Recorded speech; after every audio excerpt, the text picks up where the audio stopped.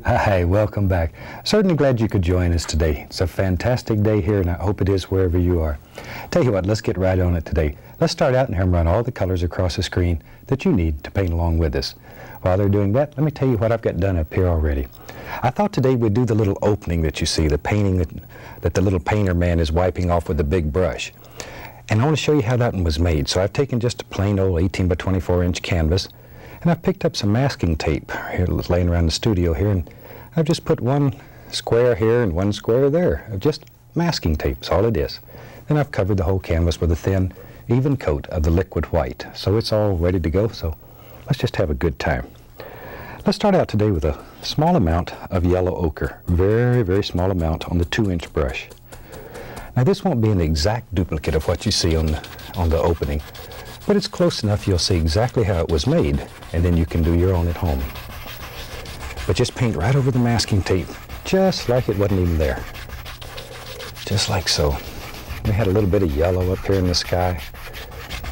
There. About like that. That's all we're looking for. And this is just plain yellow ochre. But it's blending with a liquid white that's already on the canvas, and all these fantastic hues happen automatically. Automatically. Okay. Tell you what. I'm going to grab another brush. I have several of them, so I don't have to spend all my time washing brushes. And go right into a small amount of the Midnight Black. Don't need much, just a little. Just a little. Okay, let's go back up here now. Now over here, we'll just take that black and we'll just begin on the other side of the sky.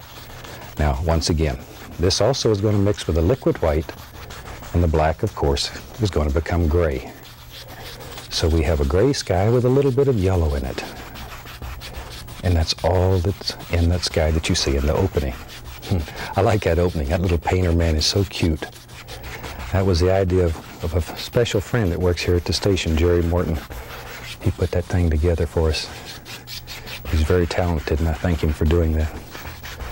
There. Okay, just blend these together so you can't tell where one color stops and the next color starts. That's all we're looking for. And then very lightly go across the entire canvas. And that just removes the brush strokes. Maybe we'll blend a little more right there. Okay, great. Something like so. Now then, okay, let me wash the old brush here. And as you know, we wash our brushes with odorless thinner. Shake off the excess, and just beat the devil out of it. Oh, I've got to show you something here. I have to show you this. A gentleman made this for me. This is a cane that he carved, and it is unreal. But he's actually put an image of old Bob on the end of it here. And this was done by Mike Weaver. He's one of our certified instructors in Missouri. But as you can see, he's talented in many ways. But that's really a fantastic cane, isn't it? I think he's trying to tell me something. Okay, let's keep going here. We'll take a little of the black, put a little mountain in here, a little black, a little touch of phthalo blue in there. Maybe even a little alizarin crimson. Pull it out very flat, cut across, get our little roll of paint. Now, these little squares, we're going to play some games here with different planes. So I'm going to have a mountain that projects above this, right here, and comes down. Something like so. But I'm going to stop it right here at this piece of tape. There. I'm going to let that come right on down, like so. Here's another peak right here. Just wherever you think a little peak should live. That's exactly where it should be. Right on down. And we'll stop it right there at that piece of tape. Okay, a little color right into there. Now we can take a clean, dry 2-inch brush and just grab that and pull it, just like we normally do to make a mountain. There. But I want to be careful not to let that color go past the tape. Yeah. If you like this painting, you can certainly do it without the tape, and it's still a beautiful painting. Or you can make your own designs.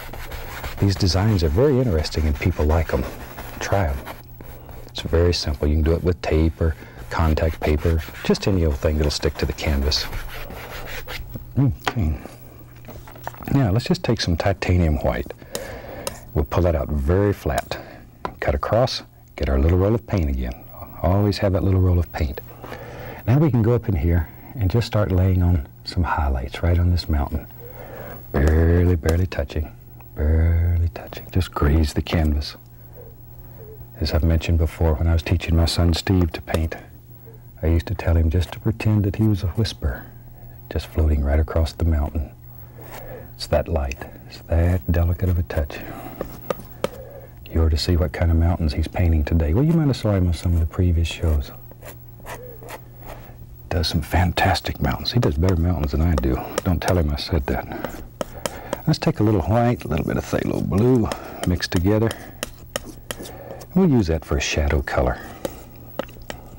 Okay, I'll just take a little edge. Maybe we can go up in here, and maybe I'll just sort of pull downward a little bit, make the indication of some little ridges back here. Sometimes it's fun to play little games in your mountains. Then we can come back here, just let all these little things happen. Little touch up in here, just so we can see a little. Now we know there's tape there, nothing's going to show, so we don't care. We'll just bring that right across. There. And wherever we need a shadow, then we can just lay it in. Little touch right in there. We'll push that little rascal right back. That easy. That easy. On this canvas, you have unlimited power. You can do anything here. You can change your world. Anything. Little white, we just play some games back and forth. Let that just sort of float in there. Wherever. Now we take a clean and very dry 2-inch brush. That's what all that beating was. I was just making sure it was dry. And then very gently lift upward. That'll help create that illusion of mist down at the base of the mountain. Over here, this direction, and lift upward. Sometimes you can grab just a little bit of that and pull it. Looks like a little light has spilled over. It's quite pretty. There.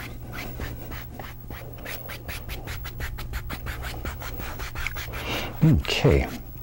Now then, we're ready to start putting some little footy hills in. So for that, we'll just use that same old mountain color. Same old mountain color with a little, be right back, a little bit of white in it. Just want to lighten it up. But it's the same basic color. There, let's go right up here. Very simple little foothill. We just have it come right on down, down, down, down. Maybe right along there. All we're doing is tapping with a corner. Now, but watch, come back over this way. Watch right here. See, I'm going to let this go into this plane. Notice the mountain stops here, but this one is going to come through this plane and on over. This is about as close to an abstract painting as I've ever done on television.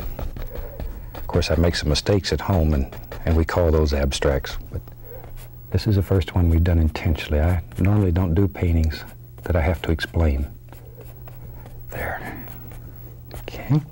Now, let's have a little water down here while we have this color on here. We can just come right in here, put in the indication of a little bit of water floating around. Something like so.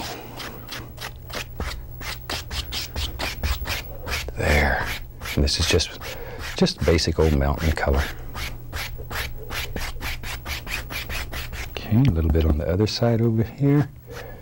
And I'm going to keep right in here. I'm going to keep it inside of this border. There. And maybe down here we'll let it slip out. Something like that. But just play games with different planes in your painting, and you'll be surprised at what you can create. You'll absolutely be amazed. Now then, same color. We'll pull a little of that straight down. Straight down. That'll end up being our reflections under that little foothill back there. Gently across. That easy. Instant reflections. That's sneaky, isn't it? There. A little bit of the liquid white. Pull it out as flat as you can get it. and then take a knife and just cut across. That's all there is to it. Then go up here and act just like you're trying to cut a hole right through the canvas. And this old canvas is tough. You're not going to hurt it. Not going to hurt it, I don't think. If you get out the butcher knife from the kitchen, you certainly can. But this knife is dull. You're not going to hurt it. And right on over into here, too. We want it to be all the way over. Okay. Now, got to mix up a little more color here. We'll use black, some phthalo blue. Maybe I'll put a little Prussian blue in there, too. I want to begin darkening this blue down. Put a little alizarin crimson in there. Something like so, at least a little touch of sap green. All right. Okay, let me wipe the old knife. And then, shoot, let's get crazy. Maybe we'll use a 1-inch brush today. Fan brush would work just as well, but since I have it, let's use it. And let's go in here. Now this one stopped at that plane. Let's have this group of little distant trees. They're bigger, closer to us. If I remember, they come right down something like so. And we'll have these work their way. Whew, there they go. Right on up and right off the canvas. So now each plane in the painting, each layer of the painting has stopped at a different point within this tape. And that's one of the things that makes this painting so interesting when people look at it. And I guarantee you, if you paint this one, people will look at it. There, pull that down a little. Now, I want to create mist right at the base. So all you have to do is just tap. Tap it, tap it, tap it all the way across and lift upward, upward, upward. And that'll create the illusion of mist. Now then, let's take, I'm going to add to that same color we just had some brown. A little bit of brown, a little bit more of the black, so it's a very dark color. Okay, tap a little of that in there. Now I want to have some land areas here. I think the one that you see in that opening has land areas that come right out like that. So we put some dark in, only so our light will show. You have to have dark in order to show light. It's just like in life. If you don't have a little sadness in your life, you don't know when the happy times come. There. You know, while I'm doing this, this is very repetitious. I'm just going to be putting in some dark areas. I want to share a piece of video with you from a young friend that is just unreal. This may be one of the youngest painters that I've run into. And this young man's name is Earl Glenn Russell, and he comes to us out of Springfield, Missouri. And he is just a fantastic little painter. I had the pleasure of having dinner one night with Earl and his mother when I was there. And they're some of the loveliest people I've ever met in my whole life. And this painting introduces you to so many new friends.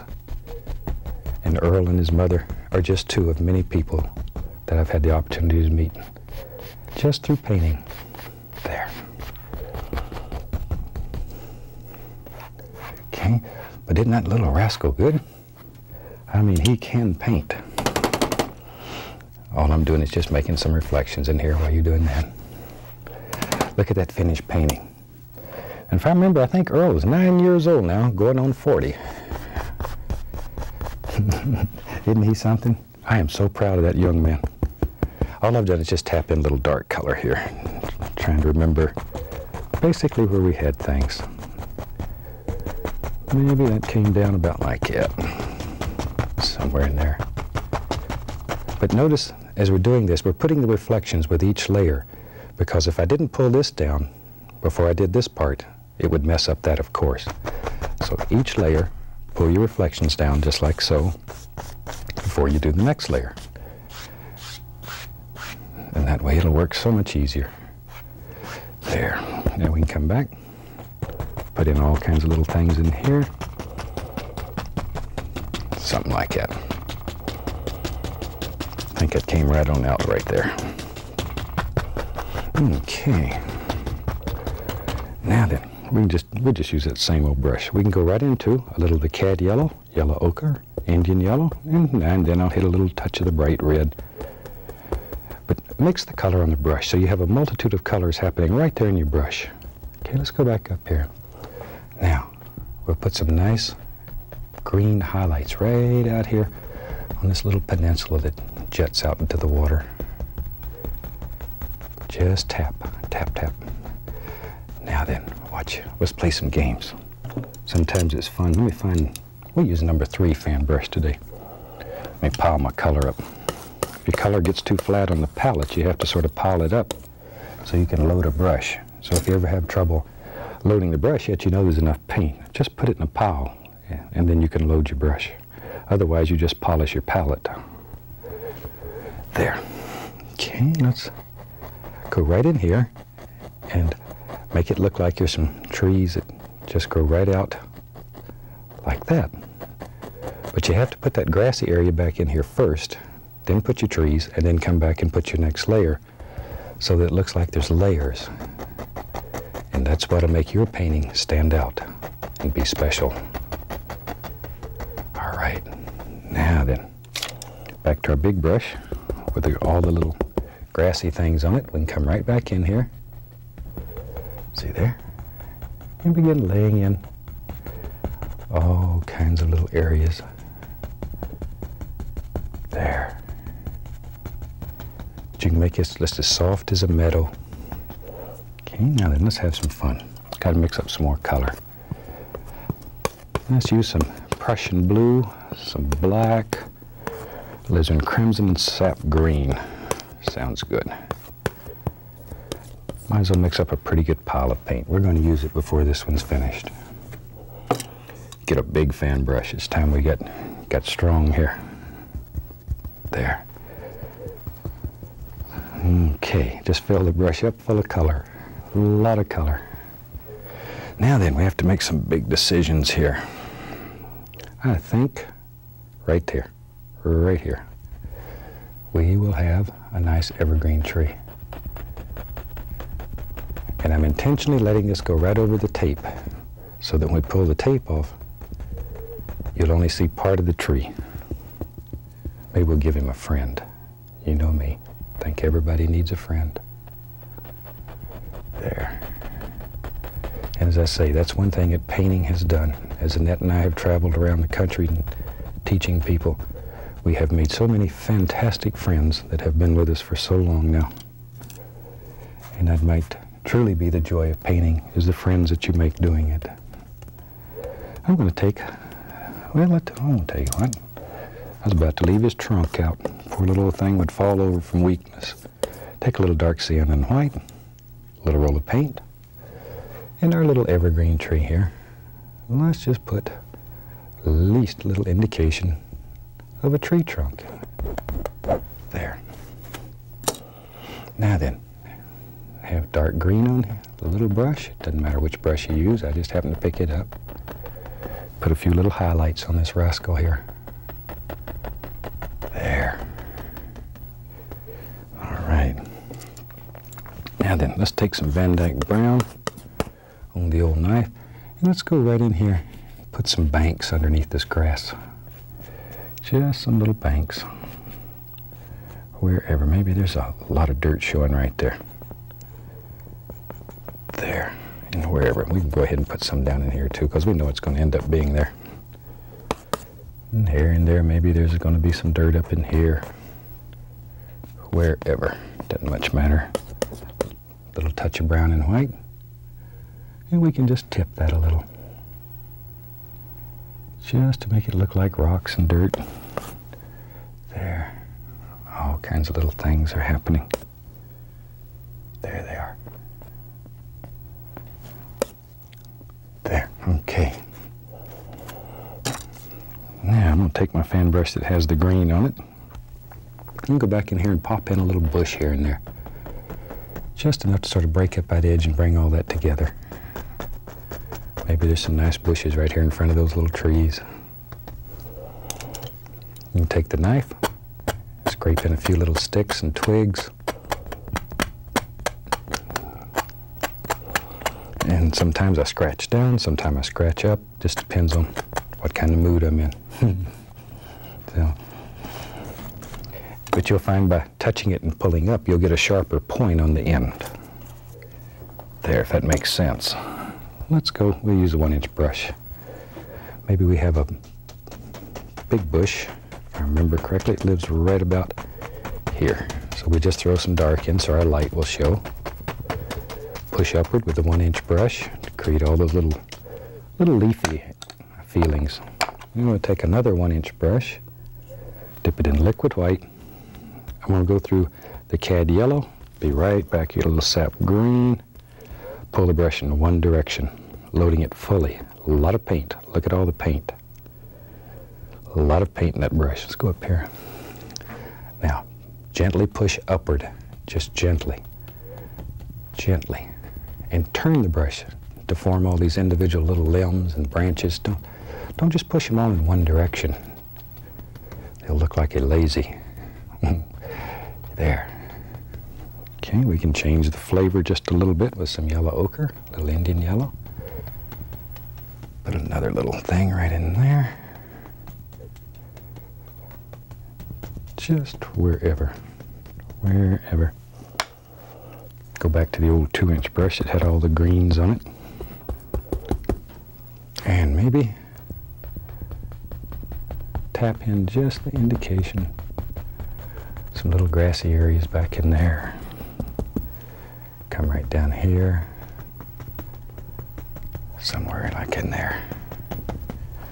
Now, let this one come right on out. Wherever you want it. And once again, this is not an exact duplicate of what you see at the beginning of the show, but it will show you exactly the way it was made. And it may turn out better than the ones you see at the beginning of the show. Who knows? Okay, we can take a little paint thinner, a little brown, make it thin like ink. And we had, let's see here, right here, we'll have a nice little tree. It lives right up there. There he goes. In fact, there was 2 of them. The other one goes right on over there somewhere. And then we can put all kinds of little limbs and sticks and twigs and whatever you want on here. There we go. That's nice when you have a lot of time and you can just sit and put all kinds of little branches and sticks on here. That's so pretty. There. A little bit more of the thinner. Make that one a little fatter because he's the big guy. Give this one a little more body and we're in business. There we go. Now then, let's have some fun. I think it's time to take the tape off and see what we have here. All right, grab the old tape and just pull it right off there. Okay, now we'll come back. Let's get the second one. Grab it. Pull it right off. And isn't that neat? Already we have all that stuff there done. Okay. There we go. Tape gets stuck on everything. Now then, now we can have some fun. Now I like taking the liner brush, once again make that paint very thin. And let's go back over, and I want to pull one of these trees through this line. It just sort of makes it interesting. Everybody will be interested in this when you do it this way. It's so different. There. And then, now this one, I don't want to come through this one, but over here, I'm going to bring it through, if that makes any sense at all. So it looks like this one is behind that line. There. All right. Now then, you know me and my big trees here. Let's take the old fan brush, fill it up full of that dark color, and go right up here. I think there was a large tree that lived, boy, he does now, right there. And just start corner of the brush, working back and forth, back and forth. There. Now the one that we show at the opening has a naked spot right there. He didn't grow any fur right there. That's why they call them fir trees. Okay. Right on down. Let him go. And all we're doing is putting in some background color right now. Now then, he had a friend that lived right there. There we go. See? And I'm going to let him project right out clean over where the tape was. So that'll push everything back. This whole painting is a game of planes. It's a lot of fun. A lot of fun. You'll enjoy it.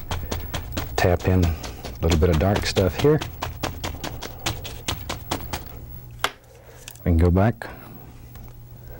Put the least little touch of highlight on this big old tree. A little green and yellow. That's all we're using. Something like that. Take our 1-inch brush, dip it in the liquid white, go through our yellows and greens, and let's just make a happy little bush or two down here. And we got it there. See, a little touch of the yellow ochre here and there just to break it up. There we are. But isn't that a fantastic little painting? I guarantee you if you do this one, it will certainly get people's attention. They will love it. And I think with that, we're going to call this one finished. And from all of us here, I'd like to wish you happy painting, and God bless, my friend.